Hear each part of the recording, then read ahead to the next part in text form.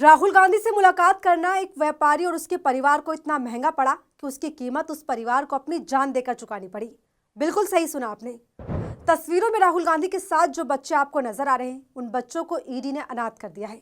माँ बाप का साया इन बच्चों के सर से छीन लिया गया है और ये काम मोदी सरकार के अमृतकाल में हुआ है, जहां विपक्ष के नेताओं के साथ आशनाई करने वालों के साथ ये कारनामा बड़े ही शान से किया गया है।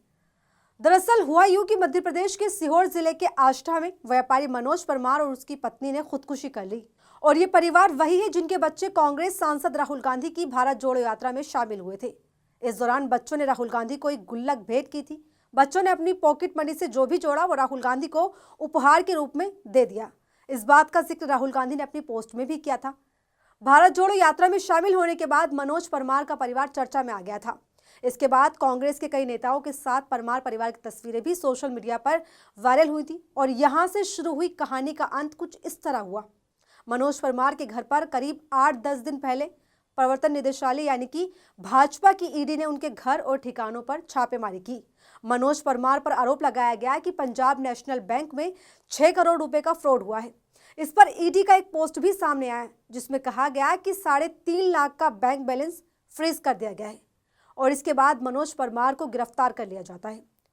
और इतना करने पर भी ईडी की तरफ से समय समय पर व्यापारी को परेशान किया जाता है, उस पर दबाव बनाया जाता है, जिसके बाद 13 दिसंबर को कारोबारी मनोज परमार और उनकी पत्नी नेहा का शव घर में फंदे से लटका हुआ मिला। परिवार का आरोप है कि ईडी अधिकारी उन्हें लगातार परेशान कर रहे थे। इतना ही नहीं, इन आरोपों को लेकर व्यापारी के घर से 5 पेज का सुसाइड नोट भी बरामद हुआ है, जिसमें साफ साफ लिखा हुआ है कि ईडी के अधिकारियों के दबाव और प्रताड़ना से तंग आकर पति पत्नी ने अपनी जान दे दी। कारोबारी ने सुसाइड नोट में यह भी लिखा कि ईडी के अफसर ने उनके कंधों पर जूते रखकर कहा कि यही तेरी औकात है, तुझ पर इतनी धाराएं लगाऊंगा कि राहुल गांधी प्रधानमंत्री बनकर भी नहीं हटा पाएगा। तो यह है भाजपा राज में सिस्टम की हालत। और इस पूरे मामले को लेकर मध्य प्रदेश के पूर्व मुख्यमंत्री और कांग्रेस के वरिष्ठ नेता दिग्विजय सिंह ने भी सोशल साइट एक्स पर ट्वीट कर मौत की जांच की मांग की है। दिग्विजय सिंह ने अपनी पोस्ट में लिखा, आष्टा सीहोर जिला मध्य प्रदेश के मनोज परमार को बिना कारण ईडी द्वारा परेशान किया जा रहा था। मनोज परमार के बच्चों ने राहुल को भारत जोड़ो यात्रा के समय गुल्लक भेंट की थी। मनोज के घर पर ईडी के सहायक निदेशक भोपाल संजीत कुमार सिंह साहू द्वारा रेड की गई थी। मनोज अनुसार उस पर रेड इसलिए डाली गई क्योंकि वो कांग्रेस का समर्थक है। मैंने मनोज के लिए वकील की व्यवस्था भी कर दी थी, लेकिन बड़े दुख के साथ कहना पड़ रहा है, मनोज इतना घबराया हुआ था कि आज उसने और उसकी पत्नी ने अपनी आत्महत्या करके अपनी जान दे दी। मैं इस प्रकरण में ईडी के निदेशक से निष्पक्ष जांच की मांग करता हूं। इस पूरे मामले में ये बात भी सामने आई है कि मनोज परमार का परिवार कांग्रेस से जुड़ा हुआ था, उससे कनेक्ट था और यही बात भाजपा वालों को नागवार गुजरी।